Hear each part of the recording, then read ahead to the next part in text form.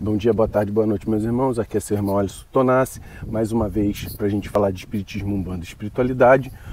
Hoje eu vou responder as perguntas do Rafael Santiago, do Cronos, e do Eduardo Fritas, certo? O Rafael Santiago e o Cronos, eles falaram o seguinte: o Rafael ele participa do Batuque, no Rio Grande do Sul, e com relação ao vídeo que eu fiz sobre o Orixá Não Fala, ele fala que no Batuque o Orixá fala assim. E o Cronos fala que na África o Orixá, nas festividades, o Orixá ele conversa com as pessoas.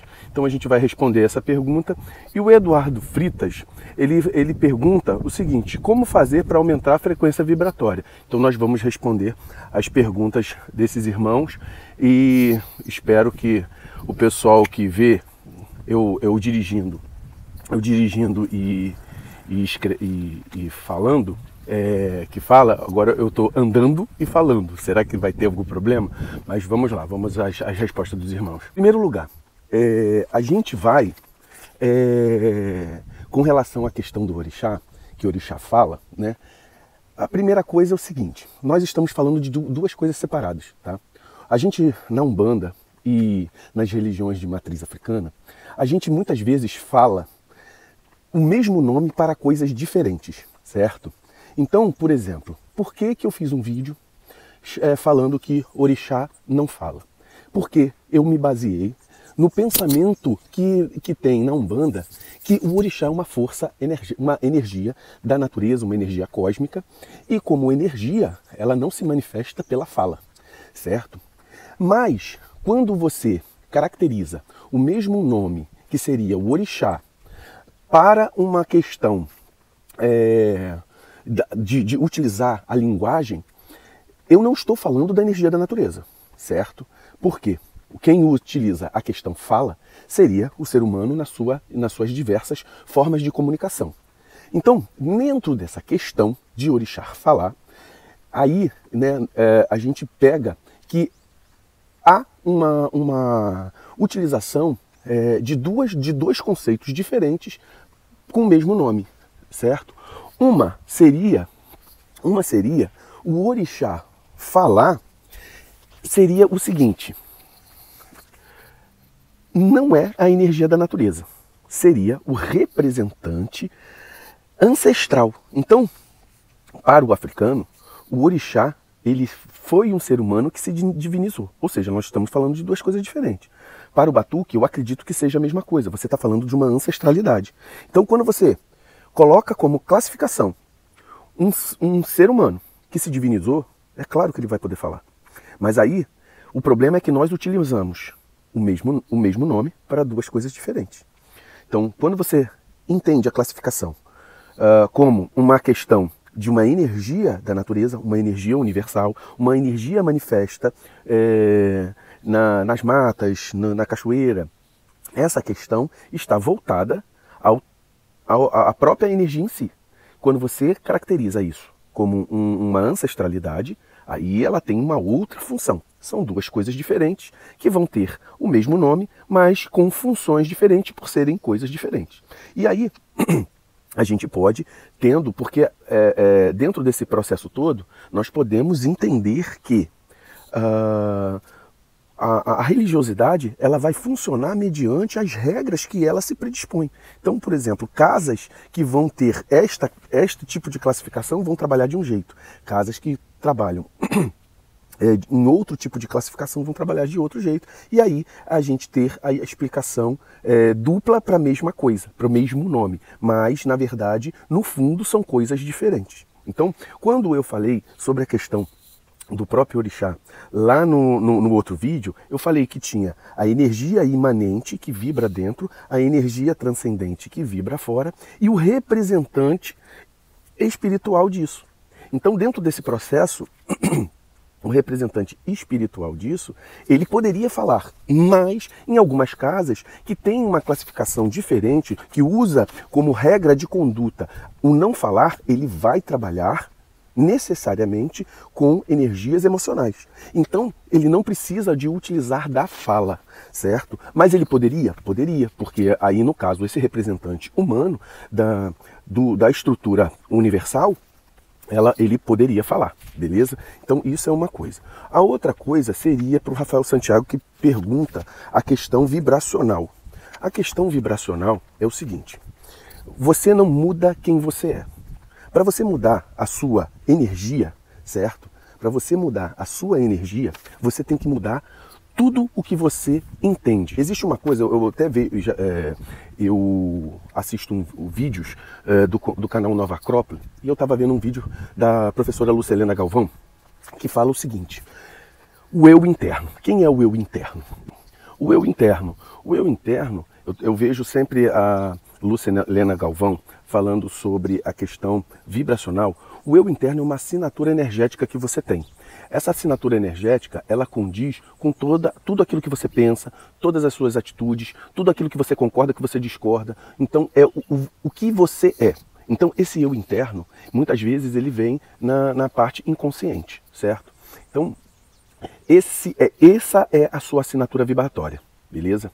Então, eu vou fazer um paralelo com a classificação de autonomia, heteronomia e anomia. Anomia é quando você não entende as regras.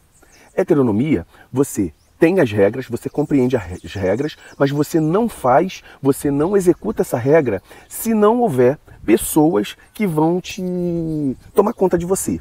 Então você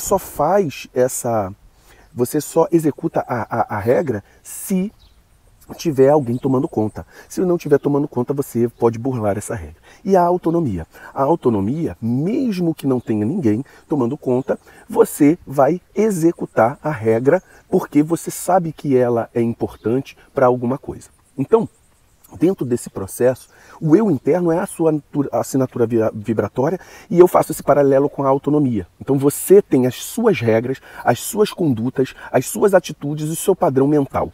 Então, como você muda esse padrão mental? Você muda esse padrão mental quando você começa a interiorizar e a modificar o padrão de pensamento, o padrão de vibração.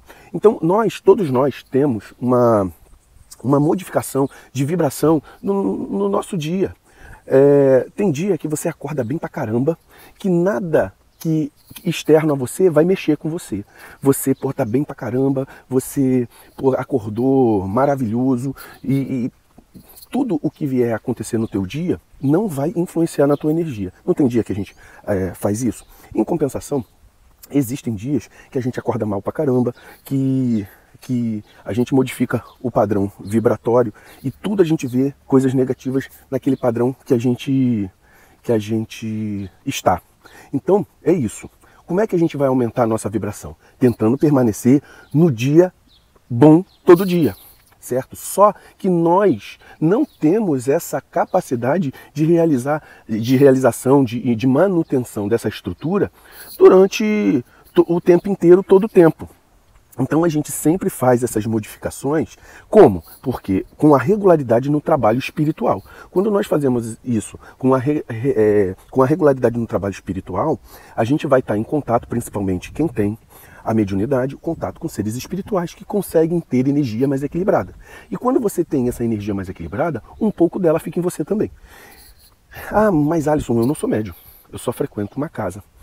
Então, você não é médium, mas você frequenta a casa. A energia da casa, durante aquele processo vibracional do ritual, principalmente dentro da nossa religiosidade, ele vai mudar e modificar um pouco você. Quando você escuta, por exemplo, uma homilia na Igreja Católica, uma palestra num centro espírita, uma pregação na igreja evangélica, ali está sendo colocado para você,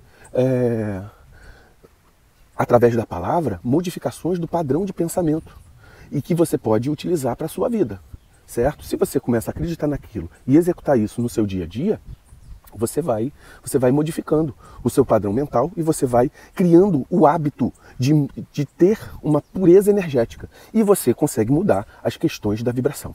A vibração, né? A vibração, ela tem polaridades, né? Então a polaridade negativa, que não é má, né? E a polaridade positiva, que não é boa só.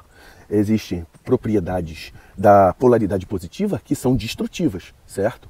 E da polaridade negativa que são agregadoras e recompositoras. Então não é porque é mal e bom. Mas você tenta numa circunstância negativa, tentar transcender a circunstância. Por exemplo, o que um empresário, vamos para o nosso dia a dia, o que um empresário que faz investimentos e uma pessoa de sucesso tem na sua trajetória? Tem quedas. Só que ele não vai se abater com as quedas. Ele vai observar, vai aprender com aquela oportunidade e dentro dessas condições de aprendizado ele vai transcender. E aí ele consegue passar pelas adversidades com maior propriedade. Então é muito importante a gente entender esse processo, né? Então, nessa distinção das circunstâncias, a gente vai ter que ir aprendendo. É fácil? Não, não é fácil. Eu continuo tendo as minhas baixas energéticas, claro. Só que hoje, muitas vezes, a gente vai acostumando. Eu tinha baixas energéticas com pouca coisa. Hoje, as coisas têm que ser desculpa uma palavra, um merdelê danado para poder me tirar do sério. Então é muito importante a gente começar a ter esse padrão de modificação. A gente vai mudando. Eu digo que eu sou uma bomba, eu explodo. Só que eu consegui aumentar o pavio. Então que a gente vai aumentando o pavio das coisas que nos tiram da vibração desequilibrada. Certo, galera? Então, olha que bonito ali, ó. Quer ver? Cadê? Deixa eu ver aqui. Ela tem uma garça no lago ali, não sei se ela vai aparecer. Cadê a garça? Aqui. Ali. A garcinha ali. Então, vamos pensar nisso, certo? Com relação ao orixá, são classificações diferentes. Com relação à mudança de vibração, realmente a gente ir evoluindo gradativamente. É a famosa... você ter uma modificação moral, padrões morais modificados, ter uma clareza de visão mais apropriada para que a tua energia vibre junto com você, certo, galera? Então, que a gente possa ter que eu possa ter respondido aos irmãos que me fizeram as perguntas. Agora eu vou deixar aqui no final o seguinte, quem assistir até o final. Todo mundo fala que eu dirijo e falo. Agora eu quero ver falar que eu ando e faço a palestra ao mesmo tempo. Faço a nossa conversa ao mesmo tempo. Aí ninguém vai falar. Muito axé a todos.